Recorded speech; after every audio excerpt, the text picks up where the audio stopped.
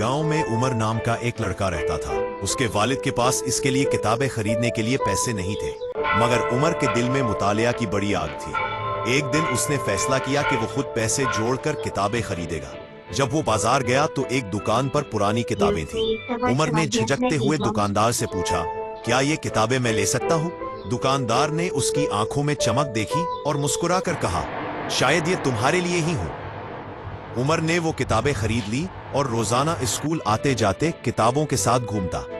घर जाकर वो इन किताबों को पढ़ता, अल्फाज को समझता और सफाहात पर अपनी पसंद लिखकर निशान लगा देता। एक दिन उसने एक किताब के अंदर एक छोटा सा नोट देखा जिस पर लिखा था, मेरा सोना घर। ये जुमला उमर के दिल को छू गया। उसने सोचा कि इल्म ही तो हर घर का सोना है। चंद दिन बाद उमर ने सोचा, क्यों ना मैं जो कुछ सीख रहा हूँ वो अपने गांव के बच्चों को भी सिखाऊं। वो छोटे बच्चों को अपने घर के सहन में बुलाने लगा।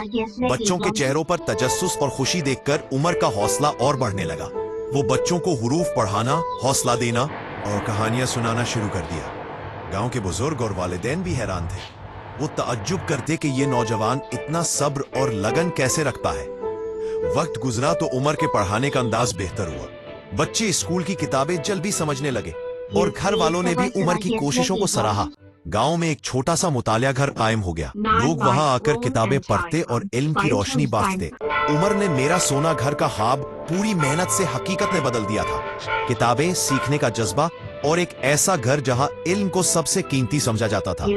इस तरह एक गरीब लड़के की सादगी और अज़म ने पूरे गांव की तकदीर बदल दी। और वो गांव जहां पहले किताबें कम थीं, आज वहां बच्चों की हंसी और पढ़ते हुए दांतों की चमक सबसे बड़ा खजाना बन गई। गांव में उमर नाम का एक लड़का रहता था। उसके वालिद के पास इसके लिए किताबें खरीदने के लिए पैसे नहीं थे, मगर उमर के दिल में मुतालिया की बड़ी आग थी। एक दिन उसने फैसला किया कि वो खुद पैसे जोड़कर किताबें खरीदेगा। जब वो बाजार गया तो एक दुकान पर पुरानी किताबें थीं। उमर ने झिझकते हुए दुकानदार से पूछा, क्या ये किताबें मैं ले सकता हूँ? दुकानदार ने उसकी आंखों में चमक देखी और मुस्कुराकर कहा, शायद ये तुम्हारे लिए ही हो। उमर ने वो किताबें खरीद ली और रोजाना स्कूल आते जाते किताबों के साथ घूमता। घर जाकर वो इन किताबों को पढ़ता, अल्फाज को समझता और सफाहात पर अपनी पसंद लिखकर निशान लगा देता। एक दिन उसने एक किताब के अंदर एक छोटा सा नोट देखा जिस पर लिखा था, मेरा सोना घर। ये जुमला उमर के दिल को छू गया। उसने सोचा कि इल्म ही तो हर घर का सोना है। चंद दिन बाद उमर ने सोचा, क्यों ना मैं जो कुछ सीख रहा हूँ वो अपने गांव के बच्चों को भी सिखाऊं। वो छोटे बच्चों को अपने घर के सहन में बुलाने लगा। बच्चों के चेहरों पर तजस्सुस और खुशी देखकर उमर का हौसला और बढ़ने लगा। वो बच्चों को हुरूफ पढ़ाना, हौसला देना और कहानियां सुनाना शुरू कर दिया। गांव के बुजुर्ग और वालिदैन भी हैरान थे। वो तअज्जुब करते कि ये नौजवान इतना सब्र और लगन कैसे रखता है। वक्त गुजरा तो उमर के पढ़ाने का अंदाज बेहतर हुआ। बच्चे स्कूल की किताबें जल्दी समझने लगे और घर वालों ने भी उमर की कोशिशों को सराहा। गांव में एक छोटा सा मुतालिया घर कायम हो गया। लोग वहां आकर किताबें पढ़ते और इल्म की रोशनी बांटते। उमर ने मेरा सोना घर का ख्वाब पूरी मेहनत से हकीकत में बदल दिया था। किताबें, सीखने का जज्बा और एक ऐसा घर जहां इल्म को सबसे कीमती समझा जाता था। इस तरह एक गरीब लड़के की सादगी और अज़म ने पूरे गांव की तकदीर बदल दी। और वो गांव जहां पहले किताबें कम थीं, आज वहां बच्चों की हंसी और पढ़ते हुए दांतों की चमक सबसे बड़ा खजाना बन गई।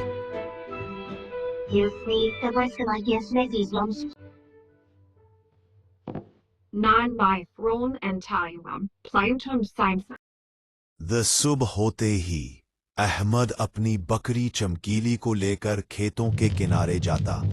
खेत गर्म थे, फसलें हल्की, मगर मोहब्बत भरी मेहनत से नत नई उम्मीद निकल आती। उसकी बीवी मरियम घर में कपड़े सीकर छोटे बच्चों के लिए रोटी का इंतजाम करती।